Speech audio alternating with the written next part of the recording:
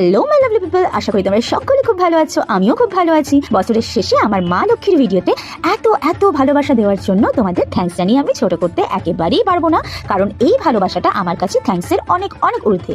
আমি তোমাদের প্রত্যেকটা কমেন্টে রিপ্লাই করার চেষ্টা করি, অর রাদার করি। এক দুটো ছুটে গেলে আমায় ক্ষমা করে দিও। আমি শাউট আউট দিতে পারছি না কারণ স্ক্রিনশটগুলো তুলে রাখতে পারিনি, বাট এতবার এই কোয়েশ্চেনগুলো তোমরা আমায় করেছো যে মাথায় একেবারে গেঁথে গেছে, সেগুলোরই আজ তোমাদের আনসার দেবো। তো 1 নম্বর কোয়েশ্চেন হলো, দিদি তোমরা ঠাকুর কোথা থেকে আনো? তো আমরা কুমোরটুলি থেকে মাকে নিয়ে আসি, তাই দেখবে প্রতি বছরই মায়ের মুখখানা প্রায় একই থাকে, শুধু সাজসজ্জা চেঞ্জ হয়। 2 নম্বর কোয়েশ্চেন, মায়ের শাড়ি কোথায় পাওয়া যায়? মায়ের শাড়ি বলে স্পেসিফিক কোনো শাড়ি হয় না, তবে যে কোনো বস্ত্রালয়ে গিয়ে 8 হাতি বেনারসি বললেই শাড়ি তোমরা পেয়ে যাবে। 3 নম্বর কোয়েশ্চেন হলো, তোমাদের মায়ের শাড়ি কোথা থেকে নেওয়া হয়? তো আমাদের মায়ের শাড়ি প্রতি বছরই ঢাকেশ্বরী বস্ত্রালয় থেকে নেওয়া হয়। 4 নম্বর কোয়েশ্চেন, দিদি মাকে শাড়ি বাড়িতে এনে পরাও কেন? দেখো, এই কেনর কোনো উত্তর নেই, এভাবেই আমাদের বাড়িতে হয়ে এসেছে।